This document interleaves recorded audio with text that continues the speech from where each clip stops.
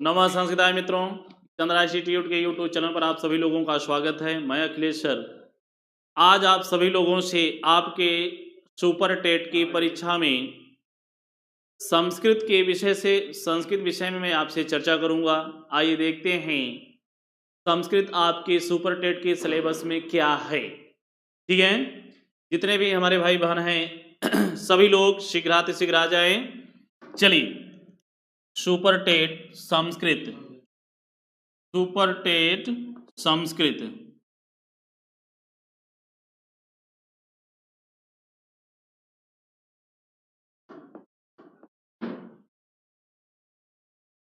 Super TET Sanskrit. देखिए,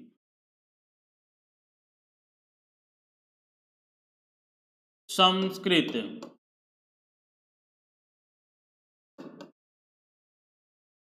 संस्कृत में देखिए, आपके सिलेबस में दो बातें आयोग ने बताया, व्याकरण गद्यांश और पद्यांश, गद्यांश और पद्यांश, गद्यांश और पद्यांश, ये दोनों भाग आपके संस्कृत सिलेबस में हैं। ठीक है, ये दोनों भाग आपके संस्कृत सिलेबस में हैं। ठीक है ना।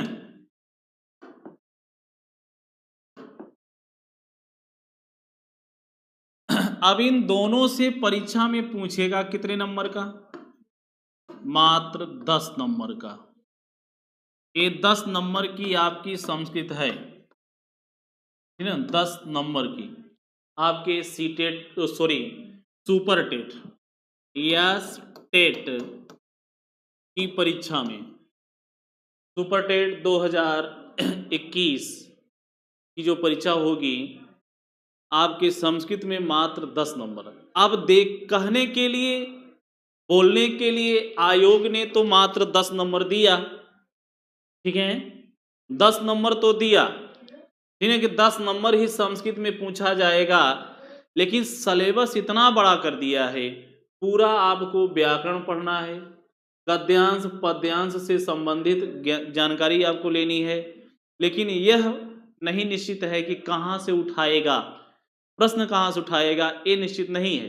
बात समझ रहे हैं? व्याकरण आपको पूरा पढ़ना है, गद्यांश पद्यांश पढ़ना है, कहीं से भी प्रश्न आपके सामने उठा करके 10 नंबर रख देगा।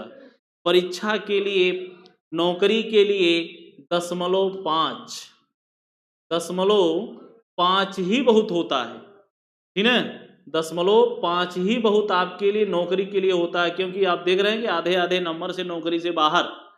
तो पढ़ना तो पड़ेगा, ईमानदारी से श्रद्धा के साथ बिल्कुल लगिए, ठीक है। चलिए हम बात करते हैं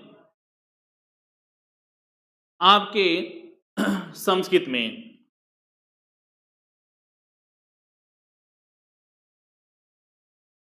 तो संस्कृत व्याकरण, व्याकरण के विषय में हम आपसे चर्चा करते हैं। व्याकरण, ठीक है। व्याकरण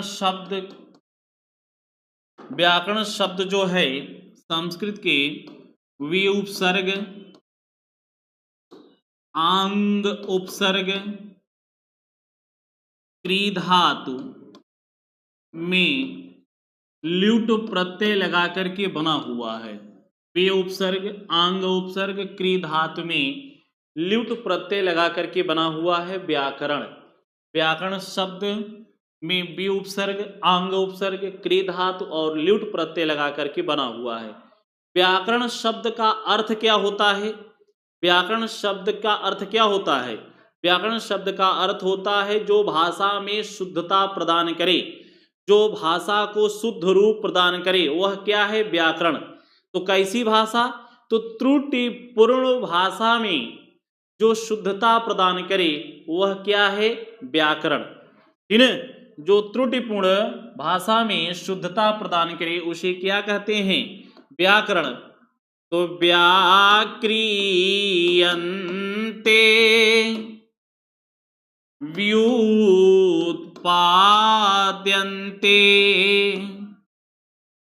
शब्दाहयनेन इति व्याकरणम्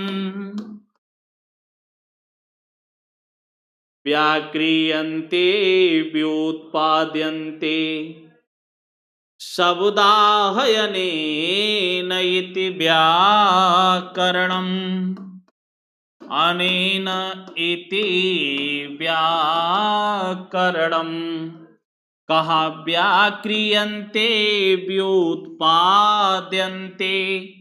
शब्दाः अनेन इति व्याकरणम् व्याक्रियन्ते व्याक्रियन्ते माने विकृत विकृत भाषा विकृत शब्दों में व्याक्रियन्ते माने व्याक्रि माने विकृत त्रुटिपूर्ण विकार से युक्त अशुद्ध विकृत व्याक्रियन्ते विकृत त्रुटिपूर्ण शब्दों में जो व्युत्पादन्ते व्युत्पादन उत्पादन करे क्या शुद्धता त्रुटिपूर्ण शब्दों में जो शुद्धता उत्पन्न करे अनेन इति व्याकरणम इसे ही व्याकरण कहते हैं।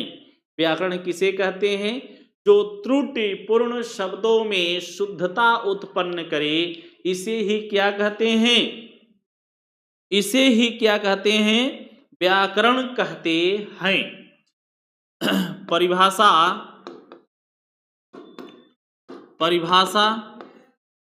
जो त्रुटिपूर्ण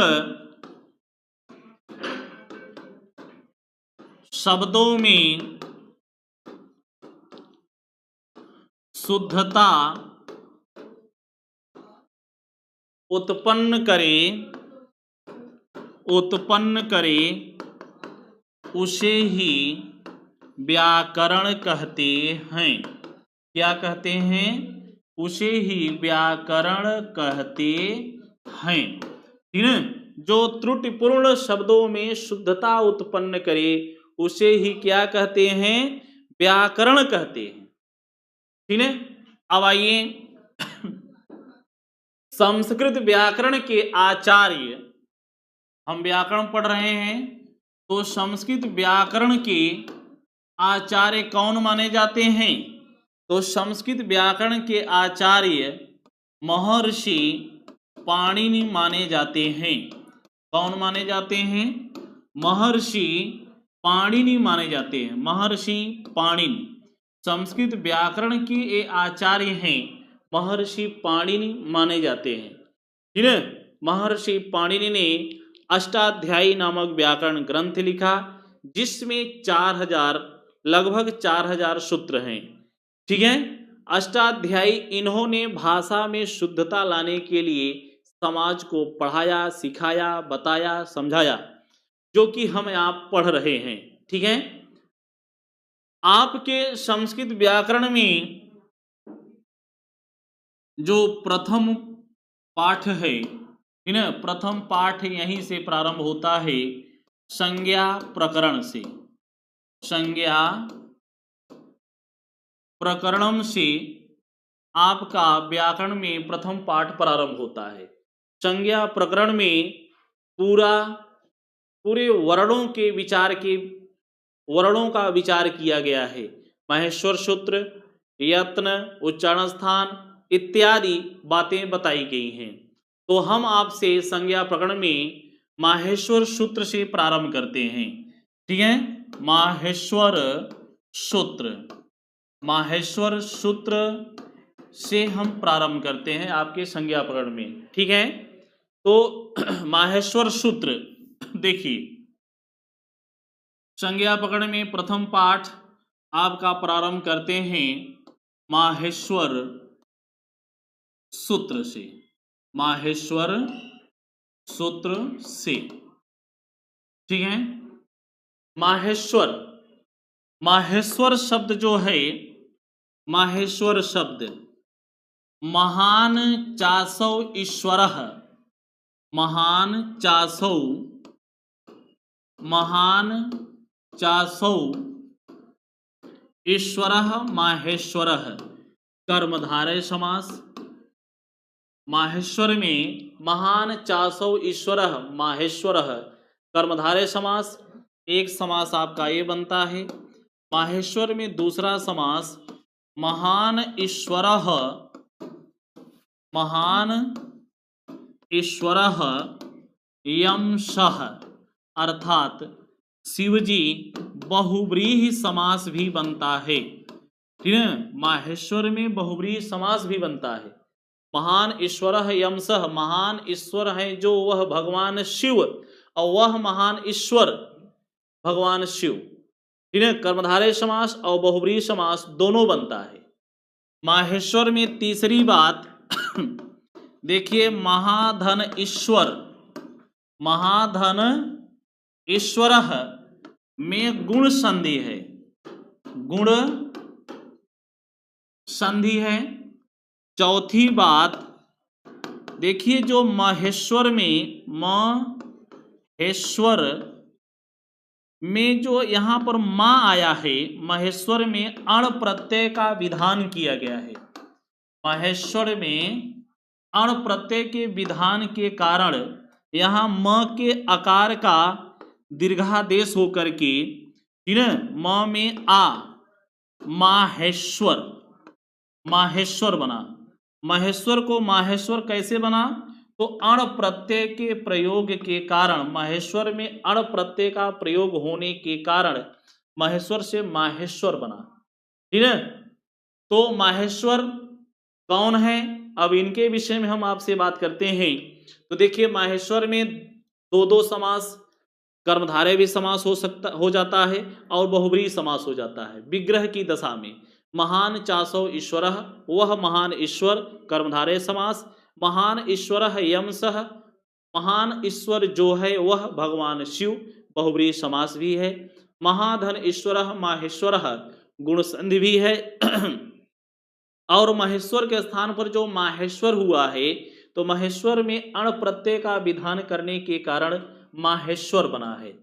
ठीक है, संस्कृत भाषा में माहेश्वर सूत्र की उत्पत्ति प्रयोग कैसे हुआ, इसके विषय में हम आपसे चर्चा करते हैं। ऐसा कहा जाता है कि एक बार की बात है, ऐसा कहा जाता है कि एक बार की बात है, भगवान शिव तांडव नृत्य कर रहे थे। तांडव नृत्य की समाप्ति पर भगवान शिव ने डमरू बजाया। उन डमरू की ध्वनियों को सनक सनातन आदि हमारे जो महर्षि हैं सुन करके उन ध्वनियों को 14 भागों में विभाजित कर दिया। जो भगवान शिव थे, तांडव नृत्य की समाप्ति के बाद उन्होंने डमरू बजाया। उन डमरू की ध्वनियों को सुन करके सनक सनातन आदि जो हमारे महर्षि हैं, सिद्ध मुनि गण हैं, उन्होंने इन ध्वनियों पर विचार करके इन ध्वनियों को शिव सूत्र जाल के नाम से संबोधित किया, अर्थात माहेश्वर सूत्र के नाम से संबोधित किया। तो हम वह सूत्र पढ़ेंगे। देखिए, कहा गया कि नृत्यावसाने नटराज राजो, नृत्यावसाने नटराज राजो, ननाद काम नव पंचवारम, नव पंचवारम, ओद्धर्तु कामः, ओद्धर्तु कामः सनकादिसिद्धान्,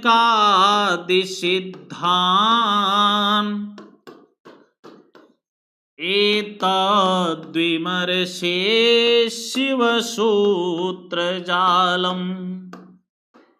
एतद्विमर्शे शिवसूत्रजालम्।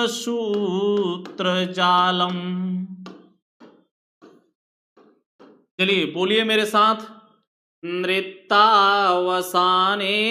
नटराज राजो, ननादढकाम नव पंचवारम, ओद्धर्तु कामः सनकादि सिद्धान् एतद्विमर्शे शिवसूत्रजालं नृत्तावसाने नटराजराजो ननादढक्काम नवपञ्चवारम् ओद्धर्तु कामः सनकादिसिद्धान् एतद्विमर्शे शिवसूत्रजालम्।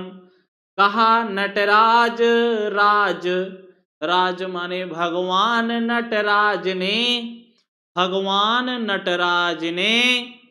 नृत्य नृत्य धन अवसाने, अवसाने में सप्तमी एक वचन है, अवसान माने समाप्ति पर, नृत्य कहा नृत्य की समाप्ति पर। कैसा नृत्य? तांडव नृत्य की समाप्ति पर भगवान नटराज ने तांडव नृत्य की समाप्ति पर, अवसान माने समाप्ति पर, नृत्य माने तांडव नृत्य। कैसा नृत्य? तांडव नृत्य।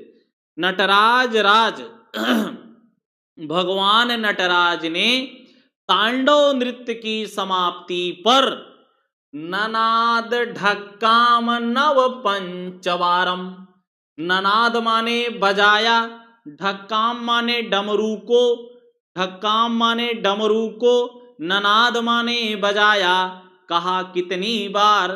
कहा 9-5 बार, 9-5 बार, 9-5 9-5 14 बार, 14 बार। 9 में 5 घटा मत दीजिएगा कि 9 में 5 निकल गया 4 बार, ना है, जोड़ना है। 9-5 14 बार डमरू बजाया। किसने बजाया? भगवान नटराज ने। कब बजाया? तांडव नृत्य की समाप्ति पर। क्या किया? डमरू बजाया। कितना बजाया? 9-5 बार, 14 बार डमरू बजाया। किसने बजाया? भगवान नटराज ने बजाया। कब बजाया? तांडव नृत्य की समाप्ति पर। क्या बजाया? डमरू बजाया। कितना बजाया? 14 बार बजाया। किसने बजाया? भगवान नटराज ने। कब बजाया? तांडव नृत्य की समाप्ति पर। क्या किया? डमरू बजाया। कितना बजाया? 14 बार डमरू बजाया।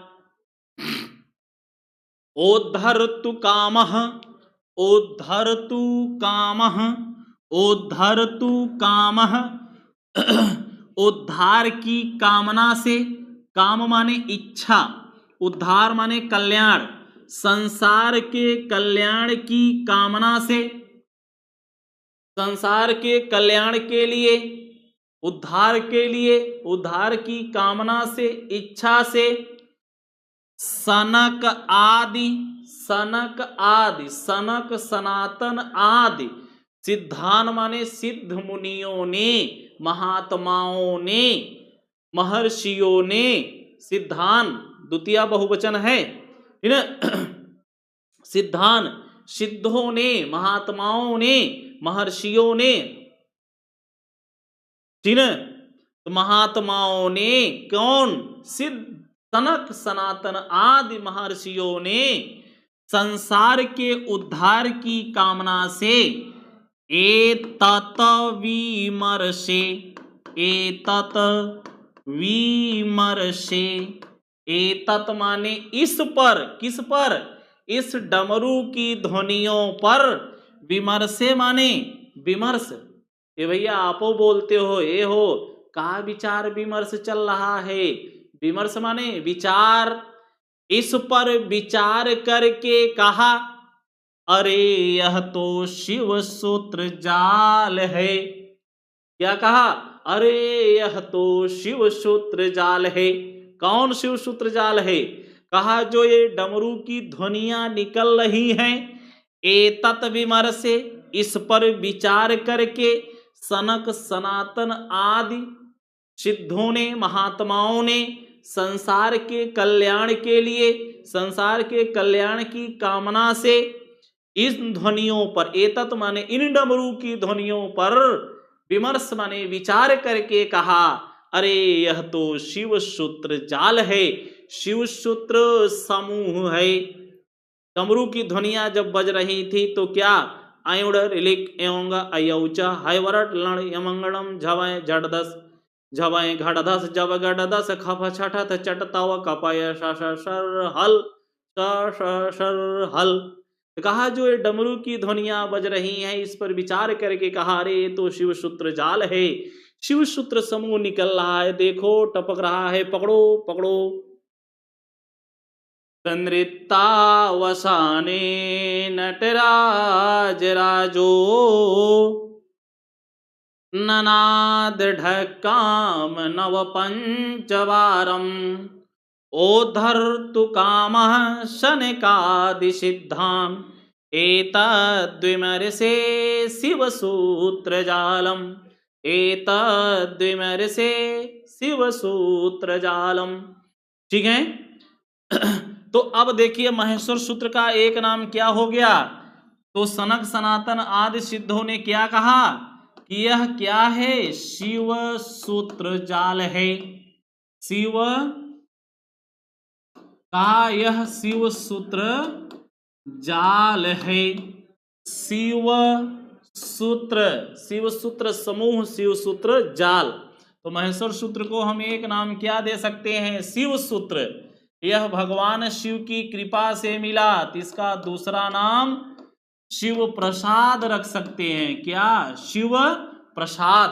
प्रसाद माने हनुमान जी के लड्डू नहीं, प्रसाद माने कृपा, शिव की कृपा से मिला, इसलिए इसको हम शिव प्रसाद भी बोल सकते हैं, शिव प्रसाद भी बोल सकते हैं। ठीक है। तीसरा, इसमें हम तीसरा नाम दे सकते हैं, महेश्वर सूत्र को उपदेश भी कहा जाता है। महेश्वर सूत्र को उपदेश भी कहा जाता है क्योंकि पाणिनि आदि ने सर्वप्रथम पढ़ करके महेश्वर सूत्रों को पढ़ करके प्रत्याहार इत्यादि का निर्माण करके समाज को उन्होंने संदेश दिया, समाज को उन्होंने पढ़ाया। तो पाणिनि आदि के द्वारा सर्वप्रथम पढ़े जाने के कारण और समाज को शिक्षा देने के कारण यह महेश्वर सूत्र क्या हुआ, उपदेश हुआ। पूरी अष्टाध्यायी किस पर लिखी गई, पूरे महेश्वर सूत्र पर ही अष्टाध्यायी लिखी गई। महेश्वर सूत्र से ही 42 प्रत्याहार बनाए गए और उन्हीं 42 प्रत्याहारों से 4000 सूत्रों का निर्माण करके नाम दे दिया गया अष्टाध्यायी। तो यह समाज को संदेश दिया, सिखाया, बताया, समझाया, पढ़ाया। हम भी आपको जो संदेश दे रहे हैं यह भी हमारा एक उपदेश ही है। तो महर्षि पाणिनि ने पढ़ा, पढ़ करके उपदेश दिया, इसलिए महेश्वर सूत्र को एक नाम हम उपदेश भी दे सकते हैं। चौथा, इसे हम कह सकते हैं प्रत्याहार विधायक सूत्र। प्रत्याहार विधायक सूत्र भी कह सकते हैं क्योंकि इन्हीं महेश्वर सूत्रों से 42 प्रत्याहारों का निर्माण पाणिनि जी ने किया।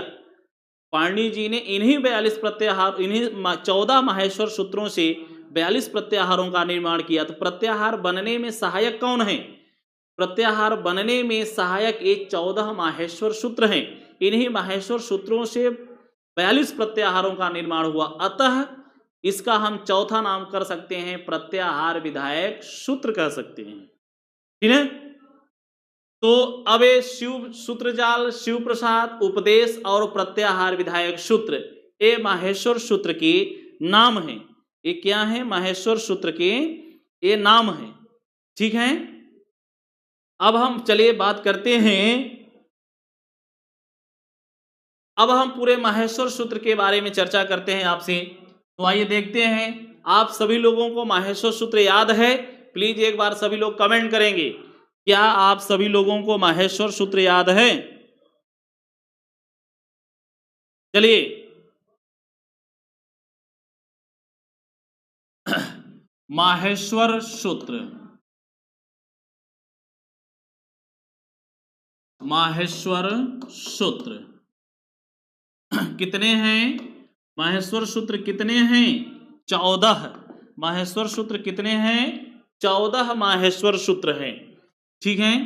पहला अ ई उ ळ, दूसरा री ली क, तीसरा ए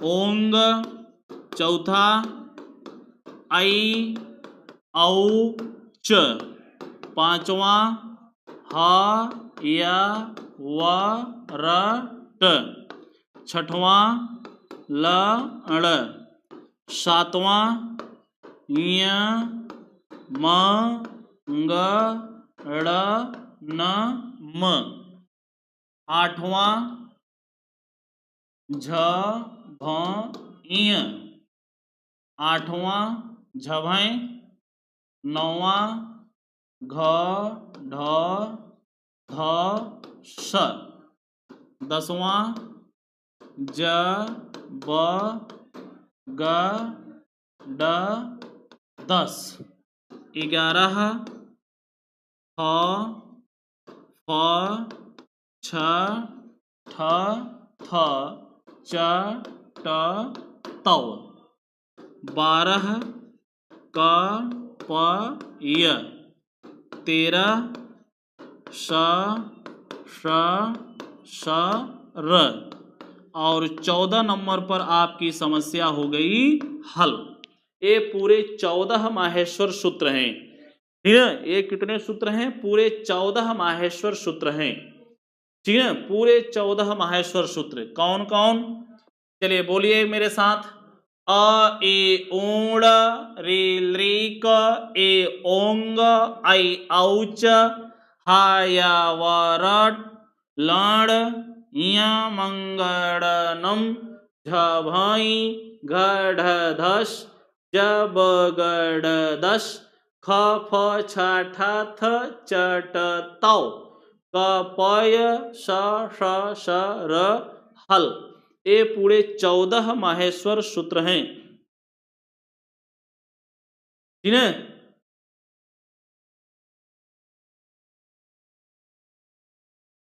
चलिए ये पूरे 14 माहेश्वर सूत्र। अब चलिए हम पहले इन माहेश्वर सूत्रों पर बात करते हैं पूरे प्रश्नों की। इस माहेश्वर सूत्र में प्रश्न कौन कौन से, किस प्रकार से प्रश्न पूछे जाते हैं, उसके बाद फिर मैं आपसे उसके बाद माहेश्वर सूत्र को याद कराने का जुगाड़ बताते हैं, क्योंकि हमारे बहुत से भाई बहनों को माहेश्वर सूत्र याद नहीं होता है। हम आपको एक ऐसा जुगाड़ बताएंगे कि आपको याद हो जाएगा और कभी नहीं भूलेगा, ठीक है। तो पहले हम प्रश्नों की चर्चा करते हैं, ठीक है। पूरा ट्रिक पर आपको माहेश्वर सूत्र याद कराएंगे।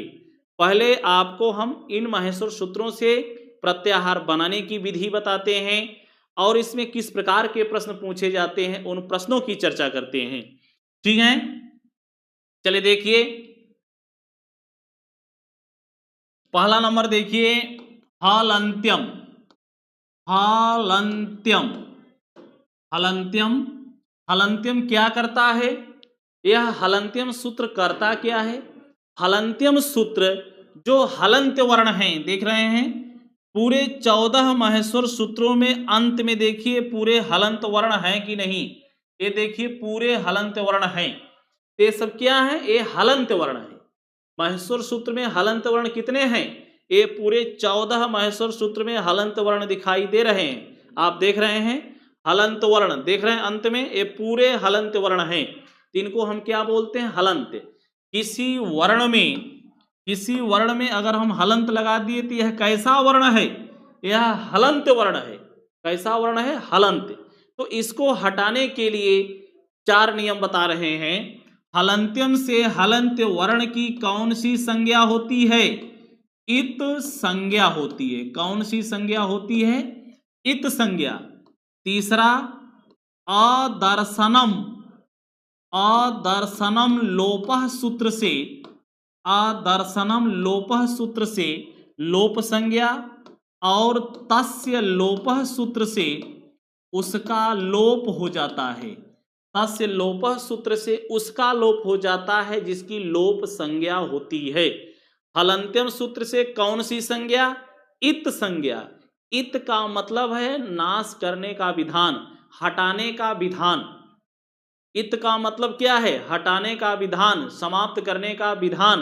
अदर्शनम, न दर्शन, जिसका दर्शन ना हो जो दिखाई न दे उसी की लोप संज्ञा, लोप करके उसको छिपा देना। लोप का मतलब यह नहीं है कि उसका नाश हो गया। जैसे कभी कभी आप लोग बोलते हैं ना, ए देखो तुम्हारी मम्मी आ रही हैं, छिप जाओ, ए लुकाई जाओ, लुकाई जाओ, छिप जाओ, देखो तुम्हारी मम्मी आ रही हैं। तो वह छिप गया तो उसका लोप थोड़ी ना हुआ, उसका नाश नहीं हुआ, वह अदर्शन हो गया, अर्थात दिखाई न देना। दिखाई न देना ही लोप संज्ञा है। जिस वर्ण की इत संज्ञा होगी उसकी लोप संज्ञा हो जाती है। अदर्शनम लोपः सूत्र से और तस्य लोपः से उसका हम लोप कर देते हैं। लोप करने का मतलब यह नहीं है कि उसका नाश हो गया, लोप का मतलब है छिप जाना, ठीक है, छिपा देना, पुनः आवश्यकता पड़ने पर हम ले लेते हैं। तो महेश्वर सूत्र में हलंत वर्ण कितने दिखाई दे रहे हैं? महेश्वर सूत्र में हलंत वर्ण कितने दिखाई दे रहे हैं? महेश्वर सूत्र में हलंत वर्ण 14 हैं। ये 14 महेश्वर सूत्र हैं, तो 14 पूरे हलंत वर्ण दिखाई दे रहे हैं। कितने? 14। तो महेश्वर सूत्र में 14 इत संज्ञक वर्ण भी हैं, 14 हलंत वर्ण है, ठीक है, 14 इत संज्ञक वर्ण है और 14 इत संज्ञक वर्ण है, ठीक है। अब देखिए महेश्वर सूत्र से हमको बनाना है प्रत्याहार। महेश्वर सूत्र से हमको बनाना है प्रत्याहार। प्रत्याहार बनाने का सूत्र है आदिरंतेन संहेता। आदिरंतेन संहेता यह सूत्र प्रत्याहार का निर्माण कहता है। यह सूत्र कहता है कि आदि, अंत और मध्य, आदि माने पहले, अंत और बीच में वर्णों का ग्रहण होता है, ठीक है। प्रत्याहार हम बनाते हैं, प्रत्याहार। प्रत्याहार, प्रत्याहार माने होता क्या है? प्रत्याहार माने क्या होता है? एक शब्द में उत्तर दीजिए, एक शब्द में आप सभी लोग उत्तर दीजिए, क्या होता है? प्रत्याहार माने क्या होता है? प्रत्याहार का अर्थ है संक्षिप्त रूप, संक्षिप्त रूप, छोटा रूप। जैसे भैया, जैसे संदीप यादव, संदीप यादव, संदीप कौन है? संदीप कौन है? एक शरीर का नाम है, हाड़ मांस से बनी हुई इस शरीर का नाम ही तो संदीप है। तो उसी प्रकार से कई वर्णों के समूह का एक नाम देना, कई वर्णों के समूह का एक नाम देना क्या कहलाता है? प्रत्याहार। संक्षिप्त रूप प्रदान करना ही क्या है? प्रत्याहार, ठीक है। और प्रत्याहार बनाने वाला सूत्र जो है वह है आदिरंतेन संहेता। आदिरंतेन, आदिरंतेन संहेता, ठीक है, आदिरंतेन संहेता यह प्रत्याहार बनाने का सूत्र है। यह कहता है, अब हमको बनाना है प्रत्याहार। आपको जो भी प्रत्याहार बनाना हो, आपको जो भी प्रत्याहार बनाना हो, जहां से बनाना हो वह वर्ण और जहां तक बनाना है उसका अंतिम हलंत वर्ण लेना है। ध्यान रखना, प्रत्याहार बनाते समय क्या करना है? जो भी आपको प्रत्याहार बनाना है और जहां तक बनाना है उसका अंतिम हलंत वर्ण लेना पड़ेगा। जैसे हमको बनाना है अच प्रत्याहार। क्या बनाना है? अच। तो अच कह देने से अ से लेकर के च तक, अ से लेकर के च तक, अच कह देने से 3, 2, 5, 2, 7, 2, 9, 9 स्वरों का ज्ञान हो जाता है। कितने स्वर? 9 स्वरों का। अच, अच। कोई भी प्रत्याहार बनाना हो, मैंने आपसे कहा जहां से बनाना हो वह वर्ण और जहां तक बनाना हो उसका अंतिम हलंत वर्ण लेते हैं। और बीच में जो हलंत वर्ण दिखाई दे रहे हैं उनका हम हलंत्यम से इत संज्ञा, अदर्शनम लोपः से लोप संज्ञा और तस्य लोपः से लोप कर देते हैं। तस्य लोपः से क्या कर देते हैं? लोप कर देते हैं। बात समझ रहे हैं? आपको जो भी प्रत्याहार बनाना है, जो भी प्रत्याहार बनाना है, जहां से बनाना है वह वर्ण और जहां तक बनाना है उसका अंतिम हलंत वर्ण लेना है। बीच में जो हलंत वर्ण पड़ेगा उसको आप हटा देंगे। हटाने का मतलब यह नहीं है कि उसका नाश हो गया, पुनः आवश्यकता पड़ेगी तो उसका हम ग्रहण कर लेते हैं। जैसे हमको बनाना था अच प्रत्याहार, तो अ से लेकर के च तक कह देने से हमको 3, 2 5, 2 7, 2 9 स्वरों का ज्ञान हो जाता है। और बीच में जो हलंत वर्ण दिखाई दे रहे हैं इनका हम हलंत्यम से इत संज्ञा, अदर्शनम लोप से लोप संज्ञा, तस्य लोप से इन हलंत वर्णों का हम लोप कर देते हैं। ठीक है? नहीं बात समझ में आई? प्लीज एक बार बोलें, क्या मेरी बात समझ में आ गई है? प्लीज एक बार बोलें, क्या मेरी बात समझ में आ गई है? अब जैसे एक बात और, अब यहां आप बीच में हलंत वर्ण को हटा दे रहे हैं, तो यहां पर आप हलंत वर्ण को क्यों ले रहे हैं? तो यहां पर आप हलंत वर्ण को क्यों ले रहे हैं? इस हलंत वर्ण को भी हटा दीजिए। अब चलिए, अ के बगल में मैंने हलंत वर्ण च लगाया था, हलंत को हटा दिया। अब यहां जब आपने हलंत वर्ण को हटा दिया तो इसका मतलब क्या निकला?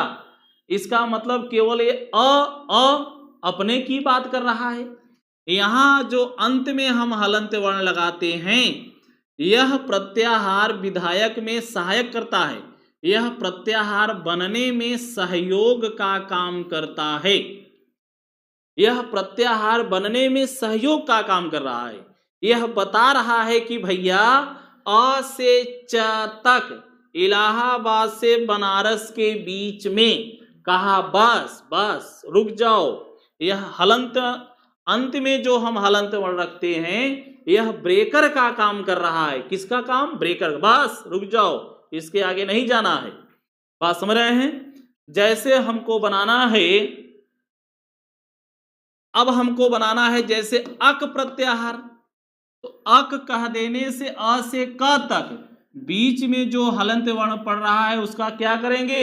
लोप कर देंगे। अक कह देने से हमको 3, 2 5 ए मुख्य स्वरों का ज्ञान हो जाता है। अक कह देने से 3, 2 5 मुख्य स्वरों का ज्ञान हो जाता है। अक माने अ ई उ री और ली। इसी प्रकार से बनाना है हमको एच प्रत्याहार। एच, ए से लेकर के च तक बीच में जो हलंत वर्ण पड़ रहे हैं उनका क्या करेंगे? हम लोप कर देंगे। तो एच माने ए ओ आई औ, ए ओ आई औ। ये 4 स्वर कैसे स्वर हैं? तो ये 4 स्वर जो हैं संयुक्त स्वर हैं। संयुक्त स्वरों की संख्या कितनी है? तो संयुक्त स्वरों की संख्या है 4। कौन कौन संयुक्त स्वर हैं? ए ओ आई औ, ये संयुक्त स्वर हैं। आप जानते हैं कि अ और ई के मिलाने से ए, अ और उ के मिलाने से ओ, अ और ए के मिलाने से ऐ, अ और ओ के मिलाने से औ होता है। आप देख रहे हैं कि 2 वर्णों के योग से मिलकर के ये पैदा हुए हैं, अर्थात ये क्या हैं? संयुक्त स्वर हैं। क्या हैं? संयुक्त स्वर हैं। ठीक ना? ए ओ आई औ कैसे स्वर हैं? संयुक्त स्वर हैं। कैसे अक्षर हैं? संध्यक्षर हैं। कैसे अक्षर हैं? संध्यक्षर। ए में कौन सी संधि है? ए का संधि विच्छेद करिए तो ए का संधि विच्छेद क्या होगा? अ धन ई गुण संधि। ओ का संधि विच्छेद करिए तो क्या होगा? अ धन उ। आय का संधि विच्छेद करिए तो अ धन ए। ओ का संधि विच्छेद करिए तो अ धन ओ। यहां पर गुण संधि, यहां पर वृद्धि संधि, ठीक ना? गुण संधि और वृद्धि संधि। कभी कभी आपकी परीक्षा में पूछ लेता है कि ए वर्ण में संधि बताइए। कभी कभी सिंगल लिख करके पूछ लेता है। आप खूब रमेशा, दिनेशा, महेशा, गणेशा, सुरेशा खूब रटे हैं और वह पूछ लिया कि ए में संधि बताइए, ओ में संधि बताइए, आय में संधि बताइए, आओ में संधि बताइए। बात समझ रहे हैं? तो ए में गुण संधि, ओ में गुण संधि, आय में वृद्धि संधि, औ में वृद्धि संधि। ठीक है ना। चलिए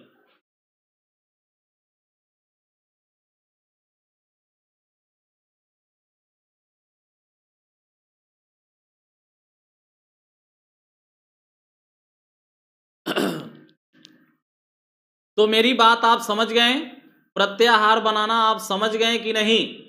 बोलिए, प्रत्याहार बनाना आप समझ गए हैं? प्लीज एक बार कमेंट करिए, क्या प्रत्याहार बनाना आप समझ गए हैं?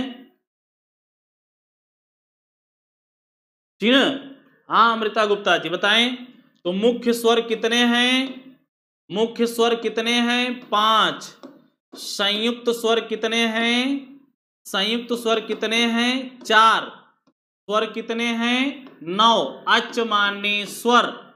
ठीक है। अब आइए यण प्रत्याहार, यण यण यण प्रत्याहार कहां से कहां तक? या व र ल, या व र और ल, ट को हम क्या करेंगे? छोड़ देंगे। बीच में जो हलंत आएगा उसको क्या करेंगे? छोड़ देंगे। यण, यण प्रत्याहार में कितने वर्ण हैं? 4। यण माने या व र ल को हम अंतस्थ भी कहते हैं ना। या व र ल को हम अंतस्थ वर्ण बोलते हैं। अंतस्थ माने अंत, माने अंत माने निपट गया, अंत माने अंदर, अस्थ माने स्थित। जिन वर्णों को उच्चारित करते समय हमारे कंठ के अंतः भाग में स्थित हों, जिन वर्णों को उच्चारित करते समय हमारे कंठ के अंतः भाग में स्थित हों, उन्हें हम क्या कहते हैं? अंतस्थ वर्ण कहते हैं। जैसे बोलिए क, ख, बोल रहे हैं ध्वनि बाहर जा रही है। य, व, र, ल, आप बोलेंगे ध्वनि देखिए अंदर आ रही है। या अंदर आ रही है कि नहीं? क बाहर जा रही है। अंतस्थ या व र ल, जबरदस्ती नहीं करेंगे कि या र, जबरदस्ती नहीं करना है, बड़े प्रेम से बोलेंगे या व र ल। कैसे वर्ण है? अंतस्थ वर्ण है। ठीक है ना। तो अंतस्थों की संख्या कितनी है? 4। अंतस्थों की संख्या कितनी है? 4। अब देखिए ञमंगड़नम, ञमंगड़न, ये कैसे वर्ण हैं? ये अनुनासिक वर्ण है। कैसे वर्ण है? अनुनासिक। अनुनासिक माने, अनुनासिक माने नाक की सहायता से, जो नाक की सहायता से उच्चारित किए जाते हैं वे किस प्रकार के वर्ण कहे जाते हैं? वे अनुनासिक वर्ण कहे जाते हैं। जो नाक की सहायता से बोले जाते हैं वह कैसे वर्ण है? अनुनासिक वर्ण है। य मंगड़ न, य मंगड़ न, य मंगड़ न, य मंगड़ न, य मंगड़ न। अब ये नहीं कि बोलेंगे इया म अंगा, ये नहीं बोलना है। हल्का सा अपनी बांसुरी का भी प्रयोग करेंगे, हल्का सा नाक, ये नहीं कि नाक दबाकर बोलेंगे इया, ऐसा नहीं बोलना है। इया मंगड़न, ठीक है। इया मंगड़नम कैसे वर्ण है? अनुनासिक। कितने हैं? अनुनासिक वर्णों की संख्या कितनी है? 5। अनुनासिक वर्ण कितने हैं? 5। अनुनासिक वर्णों की संख्या कितनी है? 5। अनुनासिक वर्णों की संख्या कितनी है? 5। ठीक है ना। चलिए अब इधर आइए।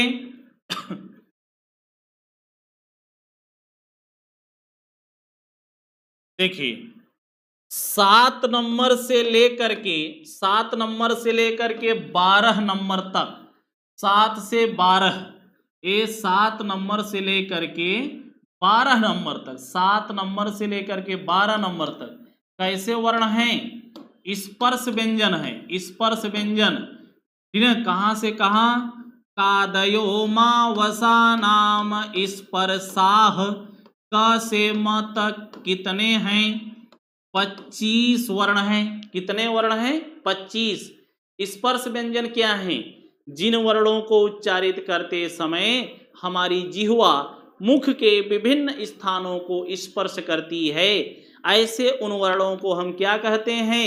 स्पर्श व्यंजन कहते हैं। स्पर्श व्यंजन कौन है? क से म तक, अर्थात क ख ग घ अंग, च छ ज झ इय, ट ठ ड ढ ण, त थ द ध न, प फ ब भ म। ये क्या है? स्पर्श व्यंजन है। इनको कहा कि कादयो मावसानाम स्पर्शाह। क से म तक क्या है? स्पर्श व्यंजन है। कितने हैं? 25। ठीक है, देखिए ये सल, स, श, और ह, ये कौन सा प्रत्याहार बनेगा? सल प्रत्याहार। सल प्रत्याहार में कौन कौन से वर्ण आते हैं? तीनों सकार और ह। तो सल माने इसको हम ऊष्म वर्ण बोलते हैं। ऊष्म कितने हैं? ऊष्म वर्ण कितने हैं? 4। तीनों स और ह क्या है? ऊष्म वर्ण। बोलिए इसको। ऊष्म माने क्या होता है? हमारे मुख से गर्म श्वास प्रवाहित हो या एक प्रकार की सुरसुराहट हो। ठीक है, तीनों को बोलेंगे जब आप श श ह, तो मुंह से गर्म श्वास निकलेगी। ऐसे हाथ करके बोलेंगे आप श क श क श। क बोलेंगे तो श्वास कम निकल रही है और गर्म श्वास नहीं है। क की अपेक्षा स में कुछ गर्म श्वास निकल रही है। अब इतना गर्म नहीं है कि बोल देंगे कि हाथ झुंस जाएगा। बात समझ रहे हैं कि नहीं? इतना गर्म नहीं है कि बोल देंगे तो हाथ एकदम सुलग जाएगा। मतलब कहने का है कि अन्य वर्ण की अपेक्षा जो तीनों सकार हैं और ह हैं, ये ऊष्म वर्ण में गिने जाते हैं। ठीक है ना? तो तीनों सकार और ह क्या है? ऊष्म वर्ण है।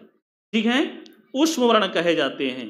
ठीक, चलिए 3 स हैं। कौन कौन से स हैं? 3 स हैं। ठीक है ना? कौन कौन से स हैं? आप तीनों स के नाम बताइए।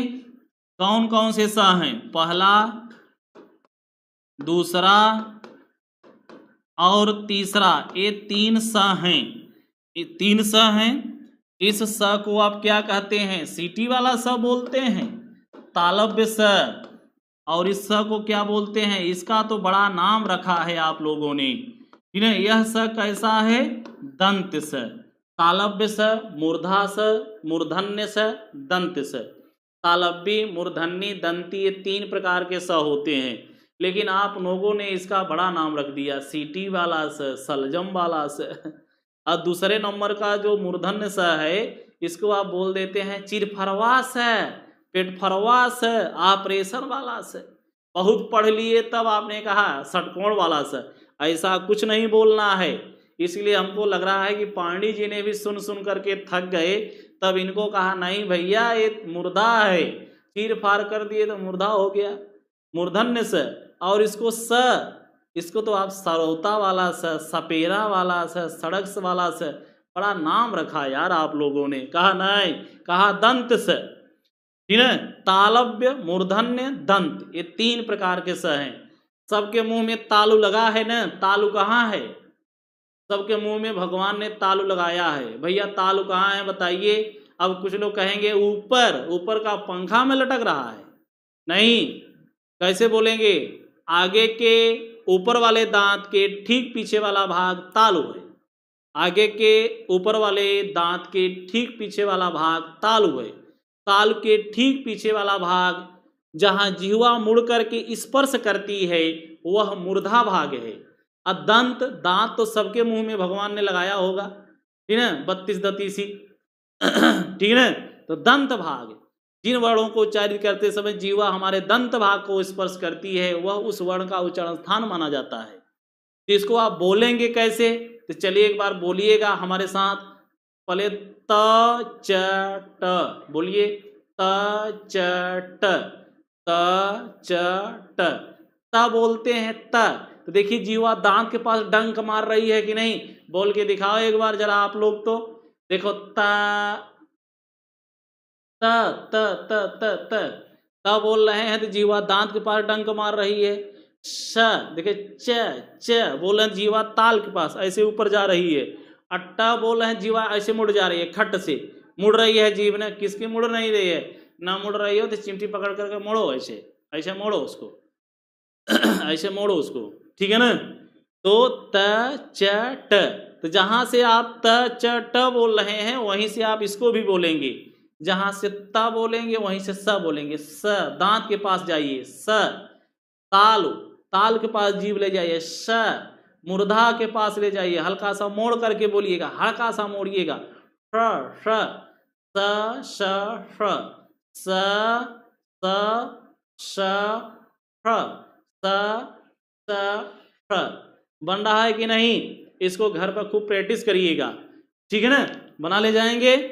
अच्छा आ गया, क्या बात है। बहुत सुन, गौरी शंकर प्रजापति, मंगलेश मठ जी, चंद्रभान सिंह जी। चलिए अब हम आपसे कुछ प्रश्न पूछते हैं। क्या आप प्रत्याहार बनाना सीख गए हैं? प्लीज एक बार सभी लोग कमेंट करेंगे। क्या आप प्रत्याहार बनाना सीख गए हैं? प्लीज एक बार सभी लोग जितने भी हमारे भाई बहन हैं एक बार कमेंट करेंगे, क्या आप प्रत्याहार बनाना सीख गए हैं? प्लीज एक बार बताएं, ठीक है ना, एक बार बताएं क्या आप सभी लोग प्रत्याहार बनाना सीख गए हैं, ठीक है ना। जैसे चर, चर कह देने से च और र तक, अर्थात च ट त क प और तीनों सकार, और बीच में व और ये आ रहा है, इसको हम क्या करेंगे? छोड़ देंगे, ठीक है, इसको हम छोड़ देंगे। चलिए अब हम प्रश्न पूछते हैं, आप प्रश्न बताएंगे। देखिए पाणिनि महोदय ने प्रत्याहारों की संख्या 42 मानी है। पाणिनि ने प्रत्याहारों की संख्या कितनी मानी है? 42 मानी है। जबकि वहीं पर वरदराजाचार्य ने अपने लघु सिद्धांत कौमुदी में, वरदराजाचार्य ने लघु सिद्धांत कौमुदी में 43 प्रत्याहारों को माना है। ध्यान रखिएगा, ठीक है ना।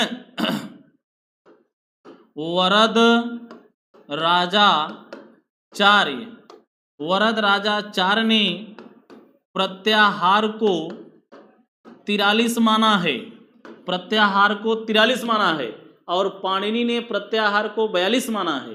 तो आप 42 लगाएंगे, 43 आप नहीं लगाएंगे, ठीक है। प्रत्याहारों की संख्या कितनी है? 42। चलिए मैं प्रश्न पूछता हूं, स्वरों की संख्या कितनी है? 9। मुख्य स्वरों की संख्या, स्वरों की संख्या 3, 2, 5, 2, 7, 2, 9। मुख्य स्वरों की संख्या 5, अ ए ओ री ली। संयुक्त स्वरों की संख्या 4, अ ए ओ ऐ औ। संयुक्त स्वर कितने हैं? 4। मुख्य स्वर कितने हैं? 5। संयुक्त स्वर कितने हैं? 9। यण प्रत्याहार में कितने वर्ण आते हैं? 4। या व र लो को हम किस नाम से जानते हैं? अंतस्थ के नाम से। य मंगड़ न, इनको हम किस नाम से जानते हैं? इनको हम अनुनासिक वर्ण कहते हैं। इनकी संख्या कितनी है? अनुनासिक वर्णों की संख्या बताएं। अनुनासिक वर्णों की संख्या कितनी है? 5। 7 नंबर से 12 नंबर, अर्थात स्पर्श व्यंजनों की संख्या कितनी है? स्पर्श व्यंजनों की संख्या 25। कहां से कहां तक? क से म तक, क से म तक। ऊष्म वर्णों की संख्या 4। ऊष्म वर्णों की संख्या 4 कौन है? स, श, स, ह, ठीक है। माहेश्वर सूत्र में पहले ह का कितनी बार प्रयोग किया गया है? 2 बार। माहेश्वर सूत्र में ह का पहले 2 बार प्रयोग किया गया है। ह वर्ण का पहले 2 बार प्रयोग किया गया है। इसलिए अर्हेण और अध्युच्छत की सिद्धि के लिए, अर्हेण और अध्युच्छत की सिद्धि के लिए माहेश्वर सूत्र में ह का 2 बार प्रयोग किया गया है। माहेश्वर सूत्र में ह का पहले कितनी बार प्रयोग किया गया? 2 बार प्रयोग किया गया है। माहेश्वर सूत्र के अंत में कौन सा वर्ण 2 बार है? तो ड़ माहेश्वर सूत्र के अंत में कितनी बार? 2 बार। यह कैसा वर्ण है? तो यह इत संज्ञक वर्ण है।